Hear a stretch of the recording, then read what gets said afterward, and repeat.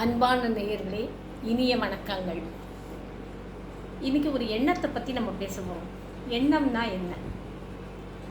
குரங்குமா எப்படி ஒரு செகண்டில் தாவி தாவி போகிறதோ, நம்ம மனசும் தாவிக்கொண்டே இருக்கும். ஒரு நிலையாக இருக்காது. அந்த எண்ணத்தை நிலைப்படுத்துவது என்பது ரொம்ப கஷ்டம்.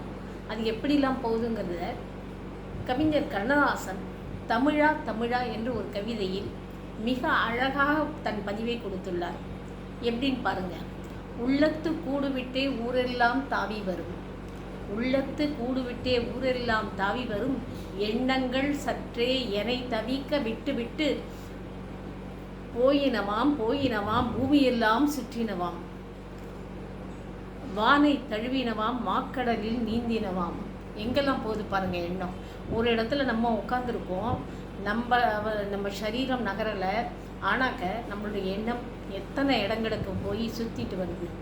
அதை தான் ரொம்ப அழகாக எழுதியிருக்காரு. உள்ளத்து கூடுவிட்டே ஊரெல்லாம் தவி வரும், எண்ணங்கள் சற்றே எனை தவிக்க விட்டு விடும், போயினவாம் போயினவாம் பூமியெல்லாம் சுற்றினவாம், வானை தழுவினவாம் மாக்கடலில் நீந்தினவாம். பெரிய கடலில் கூட நீந்தும், அது என்ன வேணால் பண்ணோம், அது அதனால் எல்லாம் பண்ண முடியும் அப்படிங்கிறத ரொம்ப அழகாக எழுதியிருக்காரு.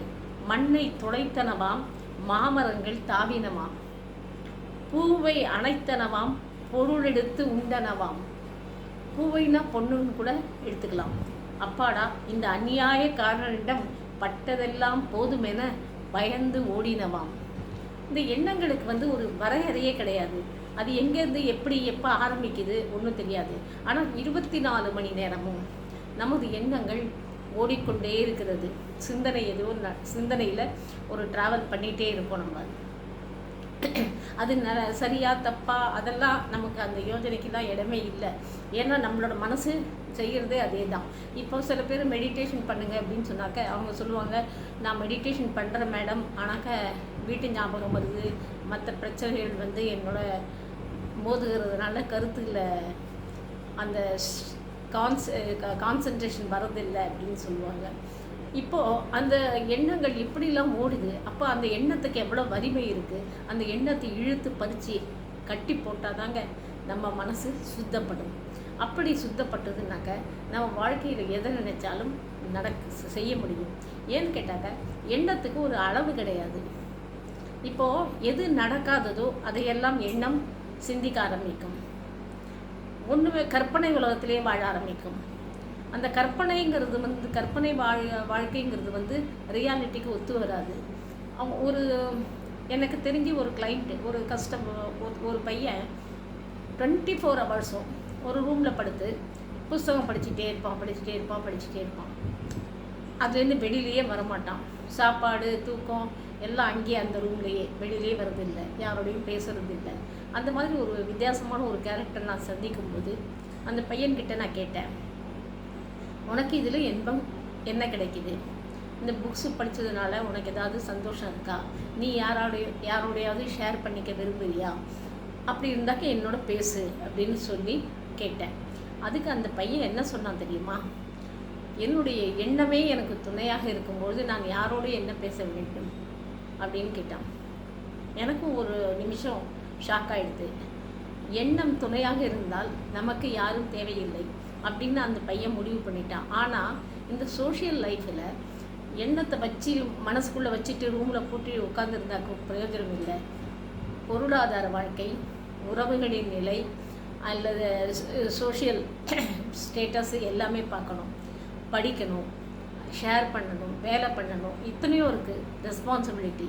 எல்லாத்தையும் விட்டுட்டு எனக்கு எண்ணம் துணையாக இருக்கிறது நீ படுத்திருந்தாக்க அது அர்த்தம் இல்லாத ஒரு பதிலாக இருக்கிறது என்று நான் சொன்னேன்.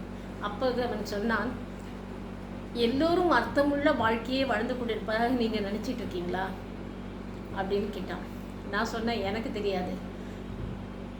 அது மாதிரி ஃபுல்லாக ஒரு மனுஷன் காலையிலேருந்து ராத்திரி வரையும் அர்த்தமுள்ள வாழ்க்கையை வாழ்ந்துருக்கிறது நான் பார்த்ததும் இல்லை, கேட்டதும் இல்லை.